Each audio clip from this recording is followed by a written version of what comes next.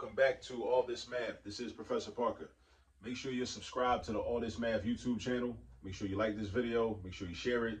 Make sure you tell people about All This Math in this YouTube channel. All right, so today we're going to do some CashApp math. All right, let's peep the situation. Let's imagine you're a parent, grandparent, aunt, uncle, whatever. Your child, niece, nephew, grandchild, whoever. They up in Mondawmin. They're doing some back to school shopping. They need to buy some sneaks. They're like, can you send me some money?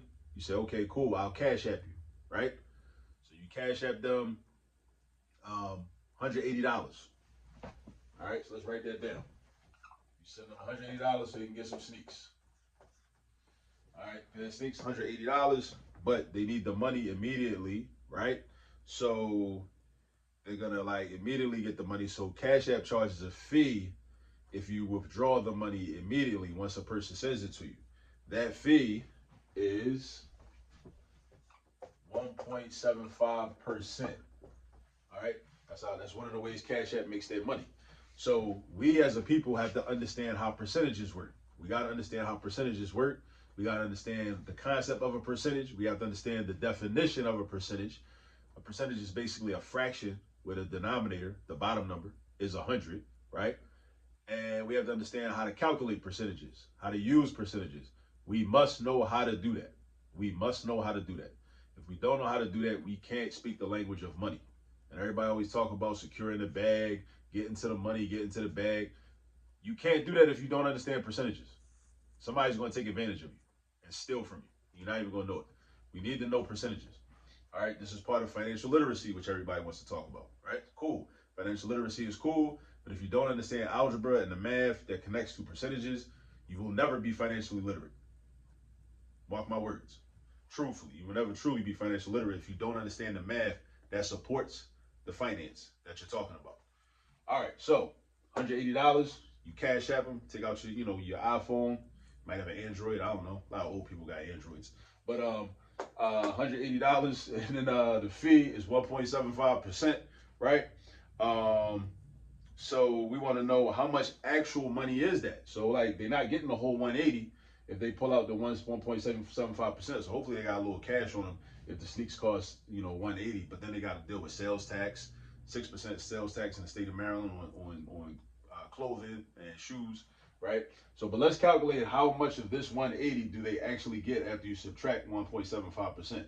Now, this is what you don't do. Somebody might look at this and say, oh, let's just do 180 minus 1.75.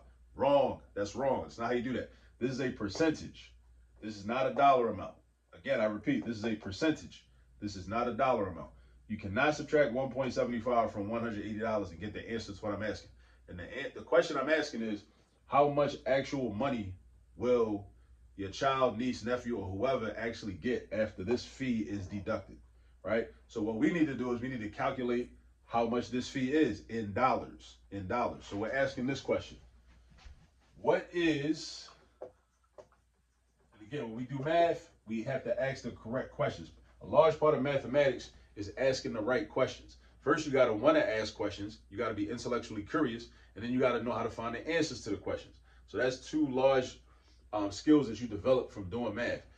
Learning how to ask the right question, learning what the right question is and how to ask it, and then learning how to answer that question. So right now, we're figuring out, okay, we first know, okay, what is the right question? The question is, what is 1.75% of $180?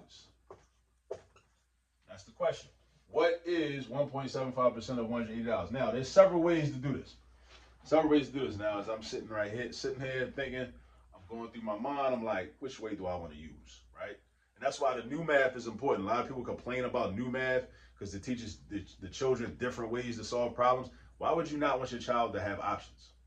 Just think about that for a minute, right? I know as a parent, you might be frustrated. This might not be the way that you learned it 30 years ago. It might not be the way I learned a lot of things 30 years ago, right? And you might be like, well, I don't want to learn nothing new. Why can't we just do it this way? You can do it that way, but you're going to limit your child. Why would you want to limit your child? Your child should know multiple ways of solving problems. And as parents, we got to step up and learn them too. That's part of being a parent. That's our responsibility. All right.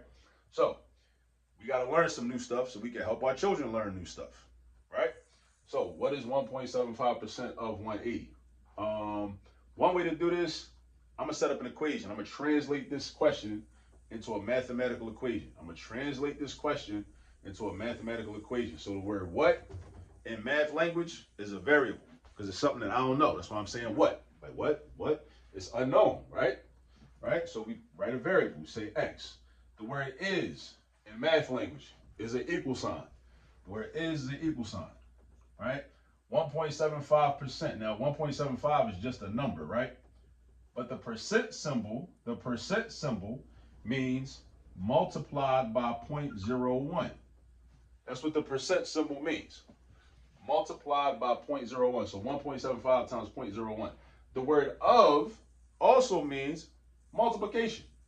So another set of parentheses. Now, when you have parentheses set up with no symbols in between, that means multiplication. Multiplication, multiplication, multiplication, multiplication. 180 is 180. We don't translate 180. Just like in Spanish. How you say no in Spanish? No. It's no translation. It's no difference. Now, yes in English is C in Spanish. That's different. That's a translation. That's like this. It is equal sign. But here, 180 is still 180. That's like no in Spanish. How you say no in Spanish? You say no. All right? So this is our equation. X equals this number times this number times this number. That's going to tell us how much this is. All right? So you go to your calculator. Go to your little trusty calculator. Pull that out. You're going to do 1.75. 1.75 times 0.01 times 180 is equal to 3.15. So what does that mean? That means that this is equal to $3.15. So again, this is not $1.75. I repeat, this is not $1.75, right? Not in this situation. Now, if this was $100, then 1.75% would be $1.75. But it depends on the number that you're dividing it out. That's your whole amount. It depends on your whole amount or your denominator. In this case, 180 is like a denominator. So we just figured out 1.75% of 180 is $3.15. But it's not automatically in every situation going to be just the same. The dollar amount is going to be the percentage. That's not true. There are situations where that would be true, but this ain't one of them. That's only true if the actual dollar amount is $100. So that means that it's $3.15. So now, how much money does your child actually have, right? After the fee is taken out, if they do the automatic withdrawal, right? Then you got to do 180 minus $3.15. We could do this mentally. This mental math now. So 180 minus 3 is going to be 177, right? Break it down into parts. Subtract the dollars, then subtract the cents. Subtract the dollars, then subtract the cents. Subtract the dollars, $3, then subtract the cents, the 15 cents. So that's 177.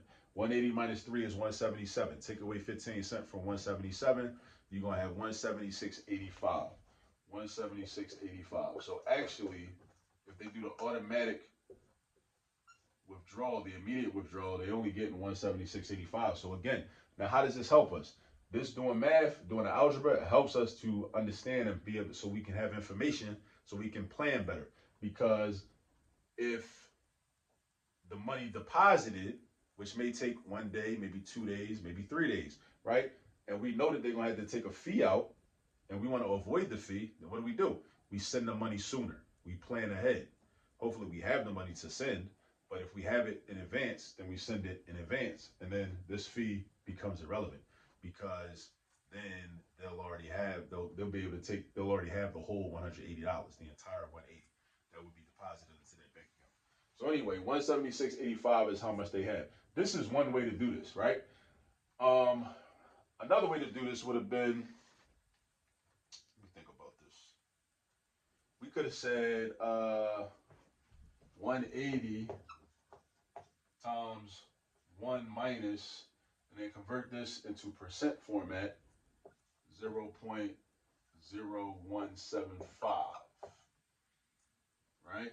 That would give you the actual final answer. That would have gave you 176.85, right? Because 1 represents the entire amount, right? 100%. This represents the 1.75%. So what I'm actually doing is I'm finding what is, let me see, 100 minus 1.75 that's 98.25%. So it's like if they take a 1.75% fee out, that means you keeping 98.25%. Because the whole thing is 100%. 180 is 100%. But if I take away 1.75%, what am I left with? 98.25. Because 100 minus 1.75 is 98.25. So basically, another way, what this is this is just 98.25% of 180. So that's another way to look at it. You know what I'm saying? So we got 180 times, but it's in decimal format. So that's going to be 0.9825.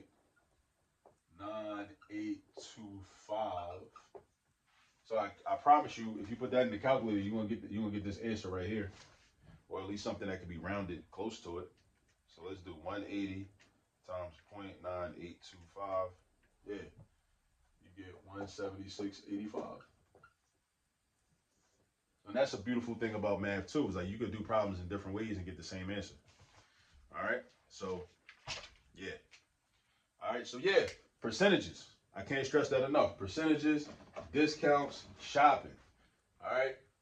Every time we shop, it's an opportunity to practice math. Because like I say, everyday life is the best math curriculum. Everyday life. Everyday life is the best math curriculum. It definitely is. It gives you get opportunities to practice math all the time, just in your everyday life, just in moving, going shopping, being out and about, traveling around, walking around, driving your car, going to your job, going to school, like billboards, TV shows, advertisements, all types of stuff you watch on YouTube, like the ads that come on when you watching, or just watching the All This Math YouTube channel or anybody else on YouTube. I'm telling you, it's all this math all around you. I'm trying to tell you. All right, I'll see y'all on the next video.